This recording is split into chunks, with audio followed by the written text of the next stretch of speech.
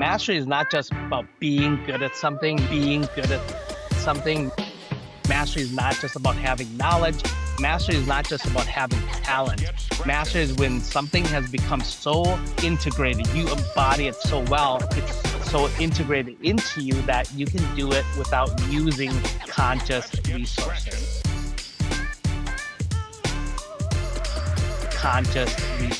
That's mastery. You embody it, right? It's so naturally to you. It's something that you actually live. You are lived transformation, right? Because you can't help other people transform unless you have actually transformed yourself. That is what mastery is about. It's literally a part of who you are. You're not trying to remember it. You're not forcing it. You're not pretending. You become it. That is what mastery is all about. That is what mastery is all about. That is what mastery is all about. So,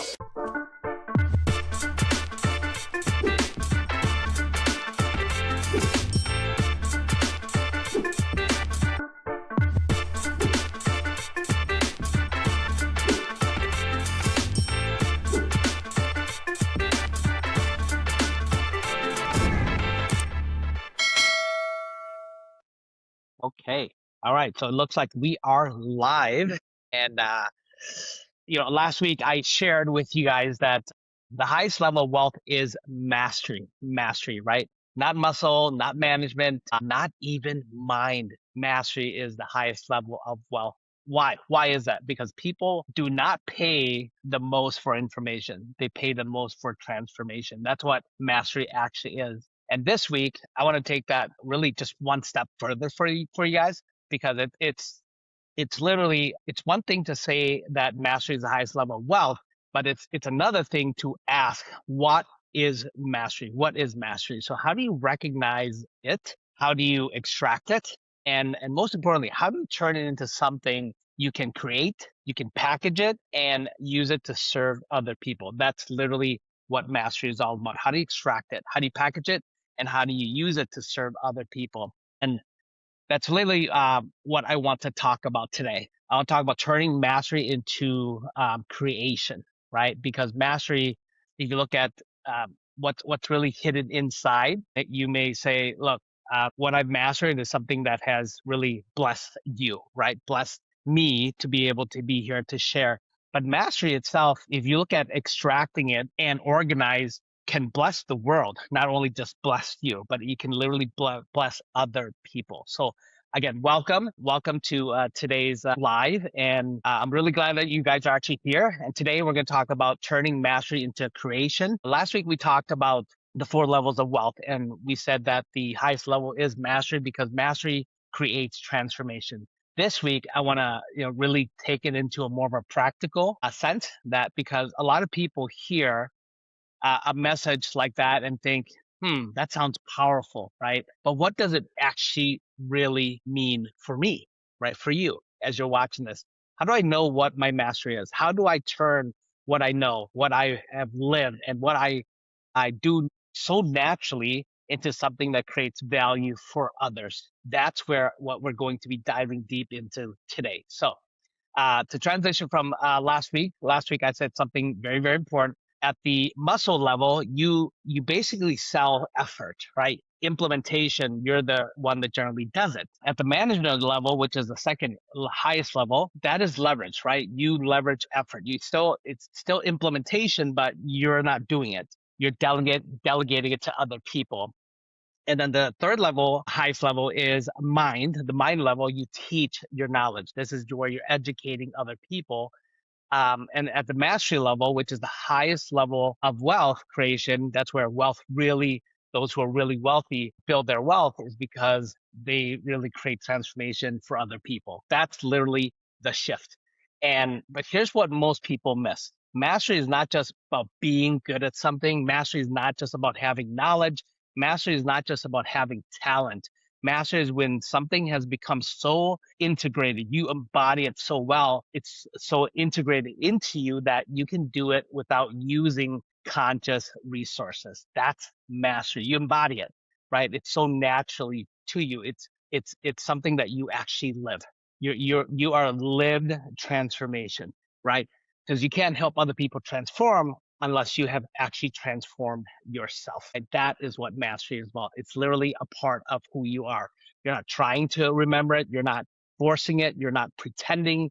You become it. That is what mastery is all about. So let's really define really in simple terms. Mastery is living transformation so deeply that you can extract it and create transformation for other people. That is what mastery is all about. It's what you do so well, so naturally, so consistently that other people struggle to do it, but for you, it feels normal, right? It's unconscious competency. And that's why so many people miss their actual own mastery, because what is most valuable in you often feels most obvious to you. You think, wait, that's just common, right? That's just common sense.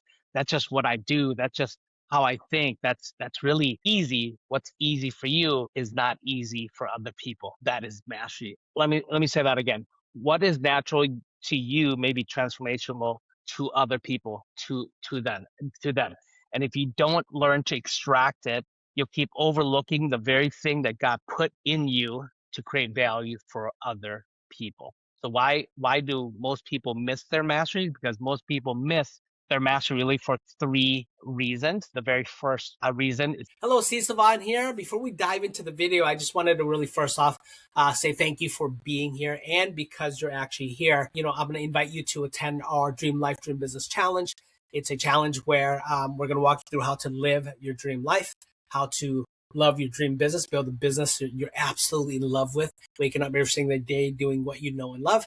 I would love to have you to do three things. One is to like this video and comment your biggest takeaways, and then most importantly, subscribe so that when we drop a new training for you, you can actually be alerted as well. So again, I really appreciate you for being here, and subscribing to our channel is free, and we promise you we will not let you down with our content. So again, appreciate you being here. Thank you very, very much. Let's dive right into the video. their mastery really for three reasons. The very first reason, it feels too natural, right? Because it becomes so easy. You assume it has little value. That's mastery. Second is they only respect what was hard to learn. They think that if I didn't suffer to learn it, it must not be worth much, and that's not true. And then third is they've never taken time to extract it, which is why we're actually here today. They've lived it, you've used it, you have benefited from it, but you never really um, slowed down long enough to really organize it. That's really where we're going to start today, and that is what and what is not organized cannot be multiplied in other people. So if you want to turn your mastery into creation, you must learn to extract what it actually is in you. And this framework that I'm going to share with you guys today is really going to give you the ability to create. There are 7 things you need to extract, right? I call them the 7 P's of mastery. The very first P is proficiency. Second is passion. Third is purpose. Fourth is problem that you actually solve. Fifth is payoff. The sixth is people who you're actually called to serve. And then the process that actually belongs to you. That's your framework, your method, your actual way, right? So let's really dive into every single P here. And we will start with proficiency. Proficiency this is what you know so well. People come to you for this all the time. People are asking you questions, you're coaching about it, you're sharing, you do it so unconsciously. With what you know, you're able to answer or to give value, right? Or to create value or to share so naturally, but it's not naturally for other people. Proficiency is what you know, what you understand, what you have gotten really, really good at, what you can do without competence and clarity, right? Because it's literally you're competent at it, you're really, really clear at it. It might be unclear to other people, all right, but it's not to you. This includes knowledge that you've actually gained, skills you've actually developed, lessons you've actually learned, patterns you actually recognize, wisdom that you've earned through experience. So ask yourself, what do I know that creates value? What do people ask me for help with consistently, right? What do I understand that others are still confused about? Your proficiency is not random. It's not, right? It is actually a part of you, and it is literally your greatest asset. So proficiency, right? So because what you know matters, but only when you know how to use it for someone else, right? What you know matters, but only when you know how to use it for someone else. So proficiency is the first part of mastery. The second part is passion, what you actually love. The second P is literally something that you are in love with.